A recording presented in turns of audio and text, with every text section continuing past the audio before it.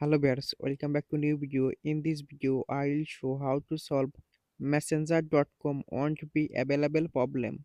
Let's see how to solve this problem. Open on Play Store,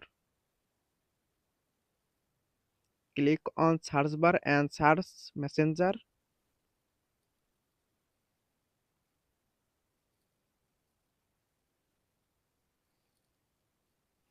Update Messenger app on Play Store or App Store and go to phone setting. Scroll down, click on App Management, click on App List.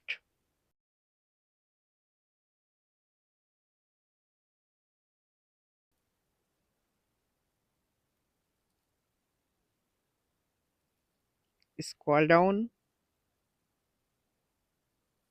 click on Messenger,